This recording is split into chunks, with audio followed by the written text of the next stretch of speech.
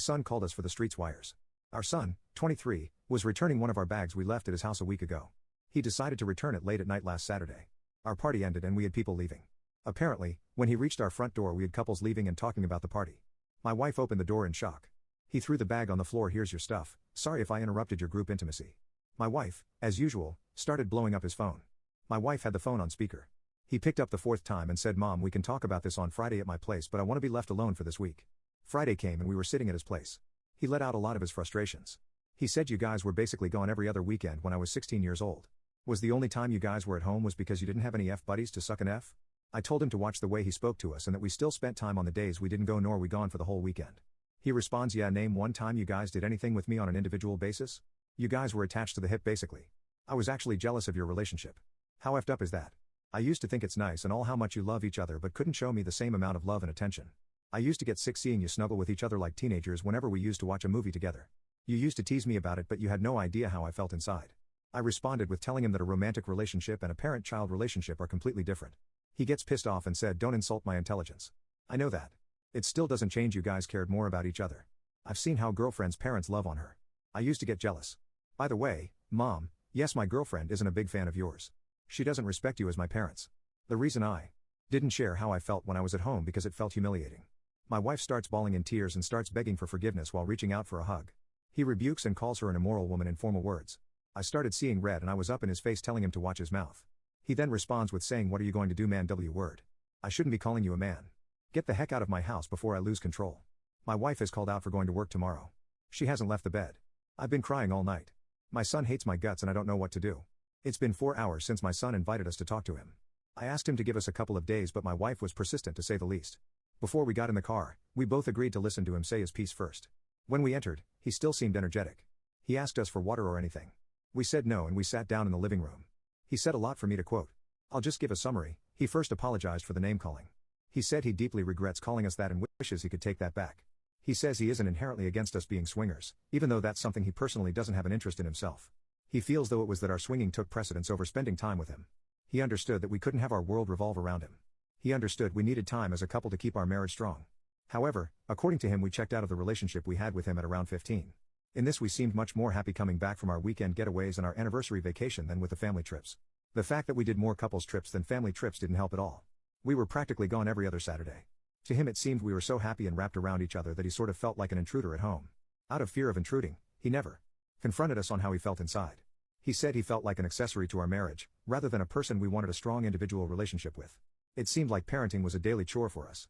In order to deal with this he asked us for one-on-one time with either of us so he could feel like he could get our undivided attention for once.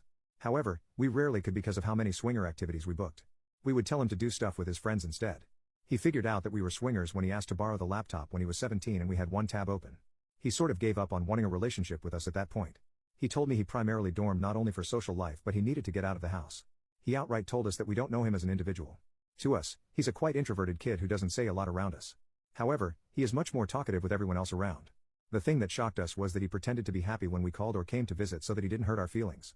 He says his love for us comes out of gratitude, not because he likes being around us or because he feels close to us. He mentioned that he talks to his girlfriend's parents significantly more than us. The main reason that he blew up at us was that we came uninvited to his place. He hated the fact that he had to pretend to actually interact with us as if we had that kind of relationship. He initially wanted to make an excuse that he had to go somewhere but he's made that excuse multiple times whenever we invited him or asked if he could come over. So, he had to bite the bullet. After 4 hours, we finally left. He was angry and annoyed at the same time. He finally said we left the bag at his place. Not wanting an excuse to come to his place again, he dropped the bag at night. He sort of figured it out we had one of our parties ending and it triggered him. He said what we wants from us now. Unless it's for certain occasion, don't ask him to call or visit anymore. He no longer will initiate anything from his side. He wants us to call him if there's an emergency or if we need possible financial help because he feels he owes us at least that much. Respect the fact that his girlfriend's parents will take precedence over us from now on. Meaning if they ever have kids, they would be the primary grandparents. He will deal with taking care of them when they get old before he looks at us. Don't ask for more or expect more out of our relationship. He doesn't want a motherson dance at his wedding. He doesn't want me giving a speech at his wedding. My wife couldn't handle it and asked us to leave. She was silent the entire time we drove home. My son that, I have 2 sons and you are not one of them. When I, 46, was 20 I got my girlfriend at the time pregnant. I was scared crapless but I manned up and married her. It was hard but we made it work for 8 years until I caught her cheating. I ended the marriage, and began co-parenting my, at the time, son. He was my world. My dad wasn't there for me at all so I swore to myself I would be the best father I could. I had my then son every weekend. I was always on time and ready to go. Even though I worked full time and was going to school, I made sure he always had my full attention when he was with me. He was my best friend and my son. Even though money was tight, we had some amazing adventures. He loved spending time with my family, and even had friends in my neighborhood. I thought we were doing well, until he was around 11. At that point he started to not want to visit me. His mother had a new boyfriend who was well off, and I knew he was taking them on trips and doing fun activities on the weekends, so, at first, I didn't make a stink, but about 6 months after they started dating, my son was seeing me maybe one weekend a month. After about 9 months he stopped coming altogether. After 3 months of calling, chasing, and begging, I was getting nowhere. So my family came together and hired a lawyer to sue my ex for parental alienation. I lost, and was ordered to pay more child support. As I was leaving the courtroom, my ex's lawyer approached me and offered to cancel child support if I gave up my paternal rights. I flat refused until the lawyer said this was both my ex-wife's and my then son's wishes. I asked to speak to my son alone and they agreed as long as both lawyers were in the room. I spoke to my son and asked him if he really wanted me to give up my rights, and he said yeah. I explained that it would mean I wouldn't be his dad and he couldn't come visit me or my family anymore. He looked me dead in the eyes, like he was asking the time, and said, yeah, so? I was shattered.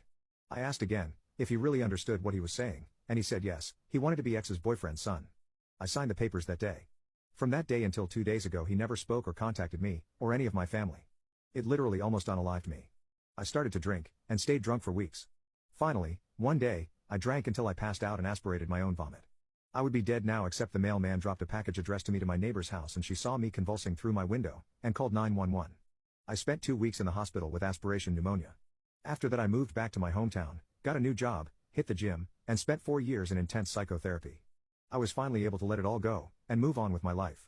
About 6 years after my move I met my now wife, and she had an 11-year-old son. I was standoffish with him at first, but that kid was, and is, so amazing that I couldn't help but fall in love with him. The day he turned 18 he asked me to adopt him. His father left when he was 5, never to be seen or heard of again. It was the proudest day of my life. He and his mother turned my life around and gave me a reason for living. Now not only do I have my wonderful adopted son 19 who is currently serving in the Marines, but I also have a son, 4 years, and daughter, 18 meters. My career has also taken off, and I'm doing very well for myself and my family. I am a comeback story. I went from a man no one could love, to a successful father of 3 with a beautiful wife and family. I survived. About 3 weeks ago I get a call at my office. It was my ex-sister-in-law. She informed me that my ex had passed. I simply said, okay, and hung up. It's been 14 years since I've had any contact with any of those people, and I have no desire to know anything about them now. On the 4th my family and I were getting ready to go to a picnic when there was a knock on the door. I recognized him through the front glass. It was my first biological offspring. I opened the door and he said, hello Dad, I'm your son. Without an ounce of hesitation I said, no you're not. I have 2 sons and you're not either one of them. Now please leave my property. He just stood there kind of dumbfounded as I shut the door. After a moment he left. I put out a text to my family letting them know that he was lurking around, and I have no intention of having any contact with him, and I will cut anyone who does out of my life completely. It's been 14 years. I don't owe him or his family anything. I had to listen to my mother cry for him on her deathbed over that child. I laid in a hospital bed with a machine breathing for me, wishing it would turn off and let me die because of that child. I learned in therapy that he had the right to make his own choices, but that I also have the right to make mine. My choice was to move on without him as part of my family, as he wanted. He has no right to come back into my life and disturb me or my family now. My entire family agrees with me. Even my wife and my in-laws agree that nothing good can come of this. He's 26 years old now. If this was some evil plot by his mother and her boyfriend, he's had 8 years to contact me, and didn't. Now that his mother is dead all of a sudden I'm up to bat? I don't care if he was 12 or 200, he made the call, and if you had seen the look in his eyes when he said yeah, so? You would have known like I did that he didn't give a damn about me. So I had to stop giving a damn about him to survive. He doesn't have the right to ambush me on my front porch and act like he's anything to me now. Well, come to find out my sister is the one who has been giving him and my ex-sister-in-law my contact info. My sister, who I love dearly, is inconsolable that I won't give him a chance. Apparently he called her after he came to my house and broke down. I told her to stop right there, I don't care, but now she's begging me, for our mother's sake, to meet with this kid. So I ask you, is there anything good that can come out of a meeting with this kid now? My girlfriend's mom is begging me to stay with her entitled daughter, after she blew up on me for being an unthoughtful partner. I work from home and my girlfriend, Kara, works in a hospital. Since I work from home I normally do most of the household chores and whatnot. Last weekend I was telling Kara how I was feeling overwhelmed with work, and that I was struggling to do all the things I normally do around the house. I therefore asked her nicely if she would be able to help me out once in a while, not often, just from time to time. She then said that she would try to help out more, then suggesting that she could make a surprise meal this coming week. Kara put together a list of ingredients and other groceries that she would need to make this meal, which I then bought on Sunday. She didn't cook on Sunday because it was too late at night for her to cook. Kara didn't cook on Monday either because when she got home from work, she was too tired to get started. This is where the conflict started. When she came home yesterday, she was in a bad mood and decided to get mad at me that there weren't any leftovers. She told me how it's ridiculous to think it's fair for her to come home from work and be expected to cook. I pointed out how she said she would do it and even asked me to buy the groceries for her, which I did. She said I shouldn't expect this of her because she will always be too tired to cook right when she comes home from work, something I should have known, apparently. I told her how unfair she was being and that she is playing games by expecting me to read her mind. How could I possibly know that when she says one thing, she means the other thing? She said I was being a bad partner for not thinking about what she would need from me, and that I'm also a bad partner for not providing her food when she comes home from work. Is she right? She's a nurse, working 12-hour shifts, while I work from home and work in sales. I do work 40 hours a week though, so not as easy as you might first think. I'm struggling to understand her point of view, to be honest. I feel so pissed off at her, and I'm now thinking we should break up right now. What would you do in my situation? Update 1. I thought it might be a good idea to give you some additional information. We did have a discussion of the division of labor in our house, and came to some kind of an agreement. There were some things that I knew I would need to do, because she couldn't. These were things like doing the laundry. Her mom did all of her laundry and so she doesn't know how to use a washer or dryer, but more importantly didn't want to learn, groceries, bills and keeping the house tidy. I neglected to mention that this isn't the first time we've had this discussion where I've felt overwhelmed and me telling her I need some help. This time was the first time in which it felt like she was turning it around on me, and making me feel like a maid. She sometimes helps out when I ask on her time off, but she will complain and make me regret even asking her. Anyway, I'm thinking it's time to break up with her. Update 2. It's been a week since the events unfolded.